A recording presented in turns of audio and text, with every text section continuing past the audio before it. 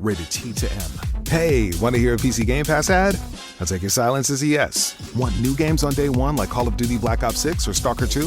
I thought so. How about unlocking all the League of Legends champions when you link your Riot Games account? All for one low monthly price? Well, guess what? We got you.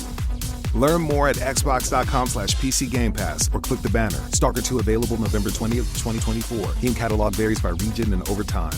And that's the end of the script. Today on CityCast DC. A few years ago, I made a pact with one of my friends that we would each take ourselves out on a little solo date. It was my first time going out to a bar by myself in DC, and I loved it. But it was a little daunting figuring out where to go. So to help pave the way for others, I'm here with CityCast Ash Durbin and our host Bridget Todd to talk through tips and tricks for going out alone in the district, just in time for DC Cocktail Week.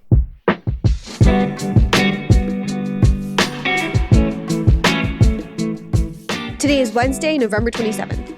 I'm Priyanka Tilve, and here's what DC is talking about.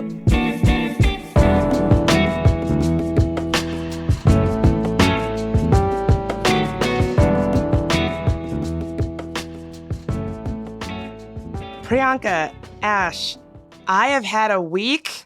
I am looking for a place to drink. Let's talk drinking. Yes. Are the both of you the types of folks who would go out to a bar like solo, just lone wolf style, by yourself to a bar? Honestly, I love doing that. Interesting. I feel like it's an act of self-care to Poison your body. Yeah. No, I mean, it's an act of self-care to feel like I am doing this thing that normally you only do with other people, only with friends, but I think my own company is worthy of celebrating in that way. Totally. I have done some solo drinks in my life, but not a lot in DC. It's been more like if I was traveling by myself and you want to meet some people when you're traveling, or that's just kind of more of the vibe. I have done it some in DC, but I think I haven't tapped into exactly what you're talking about, Priyanka, where it's like a self-care day to have a drink by yourself. What about you, Bridget? I'm kind of like you, Priyanka. I do all manner of things by myself. I love my own company. I love a movie alone. I love a drink alone, as long as it's not sad. I love a bar alone. I love a dinner alone. I've never been the kind of person who, I don't know if you've seen that Sex and the City episode where, I think there's Samantha or Carrie, where they're anxious about eating alone, so they bring a book or they pretend like someone's going to meet them. Cannot relate. I think especially as a woman of a certain age, you sort of get used to being in solitude, also in enjoyment. So that definitely does not stop at bars. 100%. And actually, Ash, I love that you brought up travel, because the first time I ever went for a drink alone, it actually came out of a conversation I was having with a friend where we were talking about how when we both solo travel, we feel like we are out there, I don't know, talking to people, engaging with our surroundings in a way that we don't do in our hometown. And so we made a pact that this was early December or something. And we were like, by the end of the year, both of us are going to go on a solo date, go get a drink, do it on our own, and try to see DC the way that we see other cities when we travel. And I just loved it so much that I then started doing it pretty regularly. Really? So when I travel, that is the thing, you're by yourself, you're in a new country or whatever, and you want to hang out with people. And so you go out and because you're in a different country, different place, you have this openness and it doesn't matter because you're going to be gone later. So you're kind of whatever, I'm just going to talk to whatever and just be myself. And then, if nobody likes me and I'll never be here again. So whatever, which is different to being where you're from. And it's kind of you have your friends already and this and that and that. So there's less of an incentive to go out by yourself. But do you think DC is a good city for just going out to a bar by yourself? And do you think the people that live here are open to that generally, or maybe is that less of a DC thing? Oh, I totally think so. Say more. I think that DC is the kind of city where people have a lot on their plates often. And I think that whether it's career, school, extracurriculars, whatever. And I think that because of that, it's the kind of city where people are probably more likely to be busy. And so it's oh, can you hang out on Saturday? You cannot? Well, I'm still going to go. I think that's a lot more accepted in DC than other places I've lived. And baggage to dump on strangers. Uh-huh. Yeah. I also think it's a city of people who are generally socially competent. So when you're striking up conversation with the random other people at the bar, it's likely to be interesting. Like, this is a city of people who are interesting, have led interesting lives, and are able to talk about them. Totally. Well, that's something that I'm glad that you bring up, because I think that when you talk about doing things alone, it's easy to jump to the idea of solitude, but oftentimes when you go out to a bar alone, that doesn't mean you're just sitting by yourself reading a book. It certainly could be, and that could be a perfect way to spend an evening, but you could be striking up conversations with strangers. Fun fact, I met my partner, both of us going alone to Red Derby, our neighborhood bar, by ourselves, and like striking up a conversation randomly. Wow. Yeah, that's one So of my you're the true favorite expert. stories of yours, Bridget. True inspiration. I tell myself that every time I go to get a drink by myself. I'm like, am I going to meet my man? You might. Shout out to Cobra, the bartender at Derby, who like facilitated our conversation. Wow. That's so cute. What do you look for when you're thinking about like a good spot for a solo drink? Like, what are your criteria? Well, this comes back to the question of like, are you going to have some solo time, or are you going to like meet people? If I'm going to meet people, I kind of like there to be something going on at the bar that helps with conversation. Maybe there's like a game on TV, or maybe, you know, there's some sort of sporting event, or maybe even like a showtime. I've been at showtime during the day sometimes when it's less popping and it's like actually like the movie's on, and like that's what people are doing, or like watching a movie or whatever. And I think that like as a conversation starter, if that's what you want to do, or if you're just going to be a solo and like, you know, don't know what to do with your hands while you're just hanging out by yourself, like it's good to have. So something where there's like board games or sports games or a movie on in the background, that can be like a good place to start. I was just going to suggest Showtime because their movie situation is legit. Shout out to Maria at Showtime. But yeah, having something that you can sort of focus your energy on. Jackie Lee's often has something interesting on the television that people are actually able to watch and engage with. The flip side of that I opposite of look for in bars to go alone, I know I have said that in a roundabout way, really loud music. Something about going to a spot with really loud music, it just is not a good place to be alone. You're just sitting there thinking like, wow, this, I don't know, it just gets me in my head. Totally the wrong atmosphere for a solo bar date. 100%. Also, places that are too dark or moody. Like, if I'm by myself, I want to either be talking to people, reading a book, or people watching. And if it's too dark, you can't really do any of those. Like, it's really hard to strike up a conversation with a stranger in darkness. Totally. I mean, I really like the darkness. That's like going to be the title of my memoir. But I think it depends on the mood. I think that I actually am like, it depends on my mood. If I'm going for like a brooding kind of like, I'm here to nurse a drink and feel my feelings and think my thoughts, I could be okay with a dark, vibey, maybe not a speakeasy, that might be, but I was going to suggest like a Bar Charlie, kind of a little bit more of a moody, atmospheric situation. Depending on my mood, I could see that. That's fair. Yeah, because Bar Charlie is like, I guess, theoretically dark in terms of literal lighting, but it's a very social spot. Correct. Yeah. But that does bring me to something I think is important to talk about. You know, if you're the kind of person who is finding yourself going to bars alone because you, like many people during the pandemic, maybe your drinking has taken on a little bit of a problem situation. That is sort of not what we're talking about. And we just want to encourage folks, if that's kind of the vibe, if you're like, it actually isn't seeming like a thing I'm doing to be social or a thing I'm doing because I'm in the mood. It's actually kind of becoming a little bit of an issue for me. Encourage folks to talk to someone, because that is not what we're talking about. And we don't want to make light of that because it's a very real situation. Totally. Yeah, good disclaimer.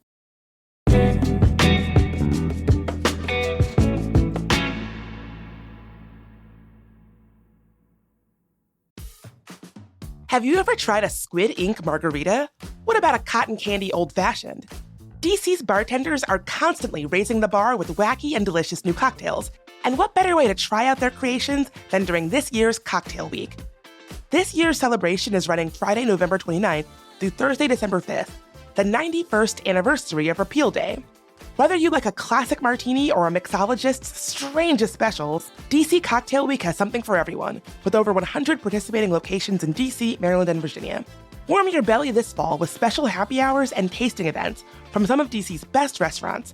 Visit dccocktailweek.com for details. That's dccocktailweek.com. Cheers.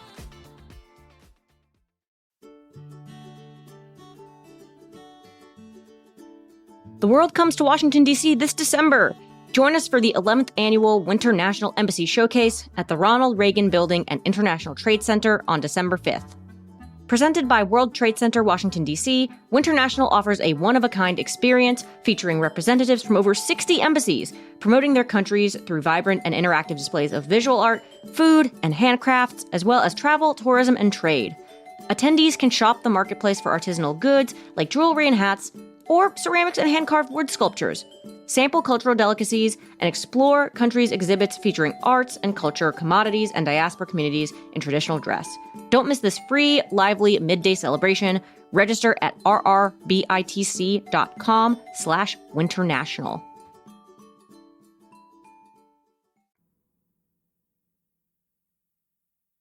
Other things I look for in a solo drinking spot is that I particularly really like drinking at the bar. Like, I don't like sitting at a seat by myself when I go drinking alone, because that just feels kind of awkward. And Totally. yeah, I feel like it like draws attention to the fact that there's no one sitting across from you in a weird way, whereas sitting at the bar is great. And so especially like a bar where it's in the corner and you can see most of the venue from there is really nice, because it's just great for people watching. Totally. I think that's what the bar is for at the end of the day, is for the solo drinkers. And there's something really weird about sitting at like a 2-person table by yourself and it just forever looks like you're being stood up or something to everyone. Yeah, exactly. I mean, I would be curious for the server community and industry folks to weigh in. I actually think it's a bit, depending on the spot, it might be a bit rude to sit at a table and get table service if you're alone, because I feel like I'm one person that can only eat and drink so much. The server could be making, double the tips, a bigger percentage of tips if this was a table that had more people at it. I don't know if that's my own hang up. I'm very mindful of wanting to be like a good steward of the places I go to, but I'm curious if that's something that you all think about. There's a realness to that. I think in my hospitality experience, if someone was by themselves, we'd be like, you sure you don't want to sit at the bar? But I don't think, unless the place is like packed out and it's super pressed for seats, like if you really want a table, one person, like it's fine. But I think that problem almost didn't even come up that much, because I think most people feel the way we do. And like, if you're by yourself, you kind of want to sit at the bar for the most part. What problems did come up? Like when people come to drink alone, like you've worked as a bartender. Yeah. Are there things that you shouldn't do? Yeah, totally. I mean, I have to preface with like, I guess my vibe as a bartender was like slightly more of, not an asshole, I don't want to say that, but like slightly more abrasive. What I've put together from the solo drinkers that I encountered in my day, I think some things to not do are like go sit at the bar with the intent of being like, I'm going to talk the bartender's ear off all night. You could tell when some people did that. And I don't know, it's just kind of like treat them like someone next to you at the bar. You know what I mean? If you talk to someone next to you at the bar and they're like, you guys aren't vibing, then you're probably not going to keep talking. But there's sometimes a thing with the bartender where it's like, you'll just keep pulling them over, even if there's not some sort of chemistry, because it's their job to kind of talk to you a little bit. And sometimes I would be like, bro, we don't really have any, like, we don't have anything in common. Like, we don't have much to talk about. Also, I have like 5,000 drinks to make right now. So like talking is not ideal. I will say though, I was way more inclined to give a solo drinker that I liked like a free drink, a free snack, a free shot, anything, if I ever messed something up or like made the wrong drink for someone and be like, oh, like I have this, like, do you, it's one person. You don't have to like please a whole group of people. It's just one person. It's easy to like, sneak them something extra. So if you can get on their good side, that's like a really good way to like get a little freebies here and there. That's definitely happened to me. Same. I don't know that I did anything special to earn it, but maybe it was just like what you're just saying. It was just easier to please me because I was just there alone. It's easier. In my experience, it's like a balance between like, oh, like I like this person's being chill and like treating me well. And then sometimes just like, oh, like they're by themselves. Like, let me give them something free. It's a pity. You know what? I'll take it. I'll take a pity drink, whatever. Well, Ash, how do you get on a bartender's good side or a server's good side when you're dining alone to get those maybe pity freebies? Yeah. I mean, like I said before, just like treating the bartender like a person. If you get along, you get along. That's great. Honestly, I always liked when someone had a book at the bar. I think that's just like a general tip. Even if you're not going by yourself to read, even if you're going to be social, like having a book is like just a good conversation starter for like, you can pretend to read and then someone will be like, oh, what's your book, et cetera, et cetera, et cetera. So like having a way to mind your own business, but also like implant social connections. Also, obviously tipping well, and like also just like knowing when they're working and like grinding and knowing when they're kind of chilling, I think is like a good skill. Like seeing when a service worker is like busting their ass for something, and maybe that's not the time that you like talk about your divorce with them. And then like when they're like cleaning glasses, maybe that's the time that you can, get some steam off. So it's just being like a normal social person. I think sometimes those cues get lost between like service worker and drinkers. But yeah, and then always tip well, man, especially if you're unloading your trauma. Leave a tip. The book thing is a great tip, I think, because I wouldn't say I've made friends that way, but I've definitely struck up a lot of conversations. I had people strike up conversations with me because I had a book at a bar. There's actually a bar near me called Lucy that has a really nice like open window situation when the weather's nice. Oh, the pizza place. Yeah. I love that place. I love that place. And they've got great like Aperol spritzes and just a good wine menu. And there have been multiple times that I've gone there with a book and there's like 3 or 4 other women around my age also sitting at the bar, or better yet, at that window with their books. And we're just like, it feels like a little like reading club of female strangers. And it's great. So if you are a woman looking for a place to read your book at a bar, try Lucy. You'll find others like you. We've mentioned Lucy. We've mentioned Showtime. Are there any spots that we haven't mentioned that you all are like, this is the perfect solo bar spot in DC? I know that this is potentially going to be controversial, but I love going for a drink at Boardroom by myself. It might seem weird to go to a board game bar by yourself, but I think it makes for great people watching. Like, people playing board games get weird. And it's just a very like low-key place. I feel like the vibe of that bar is very chill. So I just like nursing a Guinness and watching people be strange, and it's fun. Yeah. What about you, Ash? I don't know. I feel like a lot of times it's like after work or something where you just want to like stop by and get like a quick beer. And like I think some of the best solo drinks are just like on the way to something where you're meeting up with people, or like leaving something where you were just with people and just like kind of either a decompress before a social event or a decompress after, and just like have a beer and a shot and just kind of loosen up. So I feel like dive bars are great for that. Sometimes after work, I would hit a place called Last Call in Union Market, which I don't know, cheap and just like a lot of people hang out. I think definitely a good place to like chat with people. So yeah, I think Last Call would be my shout. Yeah.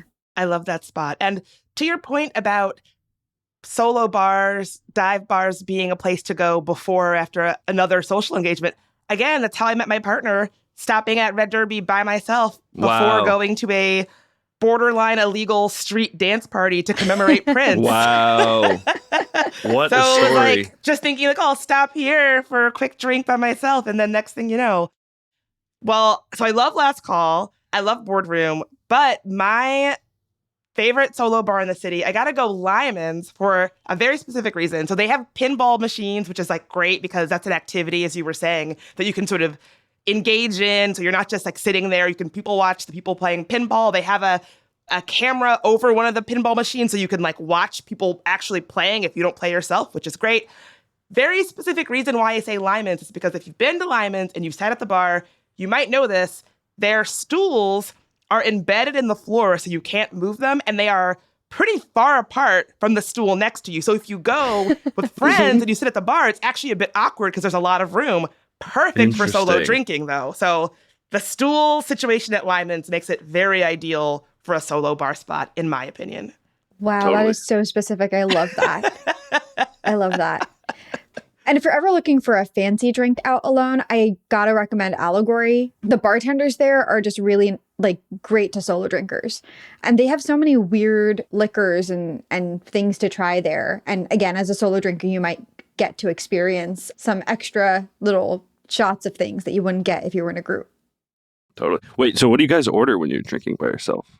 Like, is it like a beer situation, or like, I feel like when I'm drinking by myself, I kind of want a slow sipper, like give me a Negroni or like a Boulevardier or something that will last, and that's not just like going down quick like a beer or a margarita or something that you can like kind of nurse and like have through the night that you're chilling. What do you guys order? I'm totally with you. I'm not normally having more than 2 drinks when I'm going out alone. So they're normally cocktails of the type that you just described, unless it's boardroom, in which case I get a draft beer because that's just the vibe of the place. I also like something that you can savor, so you can really savor the act of enjoying your own company. I hope we've made a compelling case. I feel like people should try this. Yeah. If you've never, and if it's like, safe, healthy mindset. I think it's also just good, like, on both sides. 1, to have the time to yourself. Also, 2, to like working the social muscle of being like, okay, I'm gonna go hang out with people that I've never met in my life. That's a brain muscle that you kind of have to work, and like a fear that you have to get over. And I think both sides of solo drinking can be healthy in moderation, of course. Yeah, in moderation, 100%. Yeah. And I mean, there's like all that conversation about the pushback on dating apps and like how people are trying to meet IRL instead. And going for a solo drink is a good way to do it, as we know, because of Bridget's story. That's right. Take it from me, folks. Yeah. Take it from her. Well, Ash, Priyanka, maybe we'll all go to the bar alone and make eye contact and give a respectful nod and then go back to our books. Maybe I'll see you at the bar. Sounds incredible. Yeah. Sounds great. See you there. See you there.